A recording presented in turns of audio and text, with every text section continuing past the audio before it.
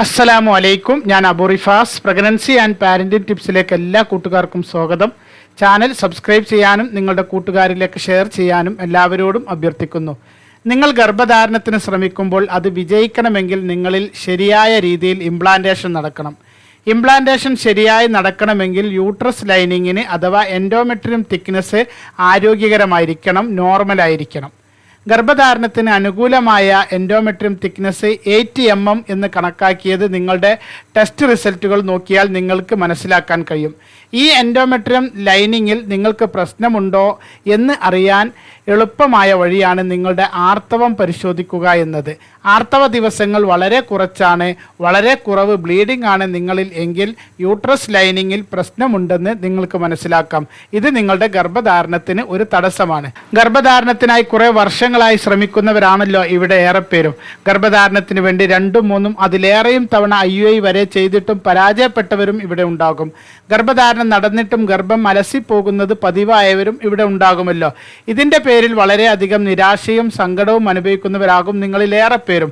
കുറേ ചികിത്സകൾ ചെയ്തിട്ടുണ്ട്, ഡോക്ടർമാർ പ്രത്യേകിച്ച് ഒരു പ്രോബ്ലം പറഞ്ഞിട്ടില്ല, വ്യായാമം ചെയ്യുന്നുണ്ട്, ഭക്ഷണത്തിൽ ശ്രദ്ധിക്കുന്നുണ്ട്, എന്നിട്ടും വീണ്ടും ഇത് ആവർത്തിക്കുന്നു. അബോർഷൻ ആവർത്തിക്കുമ്പോൾ ഇനിയും ഗർഭമാവുന്നതിനെക്കുറിച്ച് ചിന്തിക്കുമ്പോൾ തന്നെ പേടി വരും ചിലർക്ക്. ഇങ്ങനെയുള്ള ഒരു സാഹചര്യത്തിൽ നിങ്ങൾ ശ്രദ്ധിക്കേണ്ട ഒരു കാര്യത്തിനെ കുറിച്ചാണ് ഞാൻ പറയുന്നത്. നിങ്ങളുടെ പീരിയഡ്, ആർത്തവ ബ്ലീഡിങ്ങിനെ കുറിച്ച് ഈ സമയത്ത് നിങ്ങൾ ശരിയായി മനസ്സിലാക്കണം. കുറഞ്ഞ ബ്ലീഡിംഗ് ആണോ? രക്തം എത്രത്തോളം കട്ടിയുണ്ട്? അതിൻ്റെ നിറം എന്താണ്? എത്ര ദിവസം ആർത്തവ ബ്ലീഡിംഗ് ഉണ്ടാകാറുണ്ട്? ഇത് ശ്രദ്ധിക്കണം. ആർത്തവ ദിവസങ്ങൾ വളരെ കുറവാണ്, ലൈറ്റ് ബ്ലീഡിംഗ് ആണ്, കട്ടി തീരെ ഇല്ലാത്ത ബ്ലീഡിംഗ് ആണ് എങ്കിൽ നിങ്ങളുടെ യൂട്രസ് ലൈനിങ്ങിന് ആവശ്യമായ പോഷകങ്ങൾ നിങ്ങൾക്ക് ലഭിക്കുന്നില്ല എന്നും എൻഡോമെട്രിയം തിക്നെസ് ആവശ്യത്തിന് ഉണ്ടാകുന്നില്ല എന്നും മനസ്സിലാക്കുക. ഇത് നിങ്ങളിൽ ഗർഭധാരണം നടക്കാതിരിക്കാൻ കാരണമാണ്. ഗർഭധാരണം നടന്നാൽ തന്നെ അബോർഷൻ സാധ്യത കൂടുതലുമാണ്. ഇങ്ങനെയുള്ള സാഹചര്യങ്ങളിൽ ഒരു ദിവസം, 1.5 ദിവസം, 2 ദിവസം മാത്രമൊക്കെ ആർത്തവ ബ്ലീഡിംഗ് ഉള്ളൂ എങ്കിൽ, ആർത്തവ സമയത്ത് ഉപയോഗിക്കുന്ന പാഡുകളിൽ നേരിയ ബ്ലീഡിംഗ് അടയാളങ്ങൾ മാത്രമേ ഉള്ളൂ എങ്കിൽ, സ്പോട്ടിംഗ് മാത്രമേ ഉള്ളൂ എങ്കിൽ, മരുന്ന് കുടിച്ചാണ് ആർത്തവം വരുത്തുന്നത് എങ്കിൽ ഗർഭപാത്ര ഭിത്തിയിലേക്ക് ആവശ്യമായ രക്തപ്രവാഹം ഉണ്ടാകുന്നില്ല എന്ന് മനസ്സിലാക്കുക. ഈ ഒരു സാഹചര്യത്തിൽ നിങ്ങളുടെ യൂട്രസ് ലൈനിങ്ങിൻ്റെ കട്ടി കൂട്ടാൻ വേണ്ട ശ്രമങ്ങളാണ് നിങ്ങളുടെ ഭാഗത്തു നിന്നും ഉണ്ടാവേണ്ടത്. എന്താണ് ഈ എൻഡോമെട്രിയം എന്ന് നിങ്ങൾ മനസ്സിലാക്കിയിട്ടുണ്ടോ? നിങ്ങളുടെ യൂട്രസിൻ്റെ അകത്തുണ്ടാകുന്ന ഒരു പാളിയാണ് എൻഡോമെട്രിയം. ഭ്രൂണം പറ്റിപ്പിടിച്ച് വളരുന്നത് ഇവിടെയാണ്. ഒരു ആർത്തവം കഴിഞ്ഞ് ഓവുലേഷൻ ദിവസം അടുക്കുന്നതോടെ ഈസ്ട്രജൻ ഹോർമോണിൻ്റെ പ്രവർത്തന ഫലമായി ഗർഭപാത്രത്തിനകത്ത് രൂപപ്പെടുന്ന ആവരണമാണ് എൻഡോമെട്രിയം. ബീജസങ്കലനം നടന്ന് ഭ്രൂണം ഗർഭപാത്രത്തിലെത്തുന്ന സമയം എൻഡോമെട്രിയം കനം വർദ്ധിക്കണം. എന്നാൽ മാത്രമേ ഭ്രൂണത്തിന് അതിൽ പറ്റിപ്പിടിച്ച് വളരാൻ കഴിയുകയുള്ളൂ. ഗർഭധാരണ പ്രവർത്തനം, അതായത് ബീജസങ്കലനം നടക്കാതെ ഭ്രൂണം ഇംപ്ലാന്റ് ചെയ്യുന്നില്ല എങ്കിൽ ആർത്തവ സമയമാകുമ്പോൾ ഈ എൻഡോമെട്രിയം പാളി ഗർഭപാത്രത്തിൽ നിന്നും അടർന്ന് രക്തമായും കലകളായും യോനി വഴി പുറത്തു പോകുന്നു. ഇതാണ് ആർത്തവം എന്ന് പറയുന്നത്. എൻഡോമെട്രിയം തിക്നെസ് കുറയാനുള്ള കാരണങ്ങൾ: ഒന്ന്, ഗർഭപാത്രത്തിലേക്ക് ആവശ്യമായ രക്തം എത്തുന്നില്ല എന്നതാണ്. ഈസ്ട്രജൻ ഹോർമോൺ കുറവായാൽ ഈ പ്രശ്നമുണ്ടാകും. പോഷകാഹാരക്കുറവ് മൂലം രക്തക്കുറവ് കാരണവും ഉണ്ടാകും.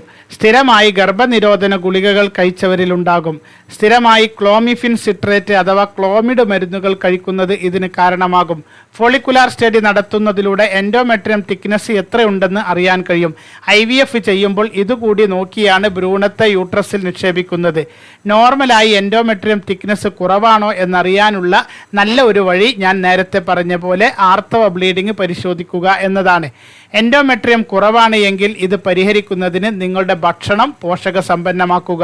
പച്ചക്കറികൾ, ഇലക്കറികൾ, രക്തം വർദ്ധിപ്പിക്കുന്ന റാഗി, ബീട്രൂട്ട്, നെല്ലിക്ക, ഈത്തപ്പഴം, നട്ട്സ് ഇതൊക്കെ കഴിക്കുക.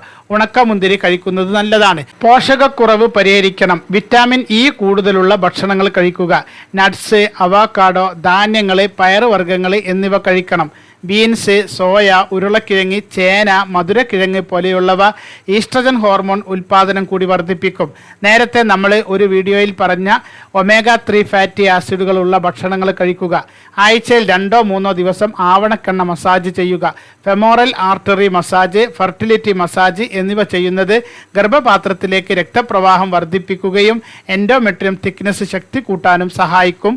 കൂടുതൽ വിശേഷങ്ങളുമായി മറ്റൊരു വീഡിയോയിൽ വരാം. എല്ലാവർക്കും നല്ലൊരു ദിവസം നേർന്നുകൊണ്ട് നിർത്തുന്നു. അസ്സലാമു അലൈക്കും വറഹ്മത്തുള്ളാഹി വബറകാതുഹു.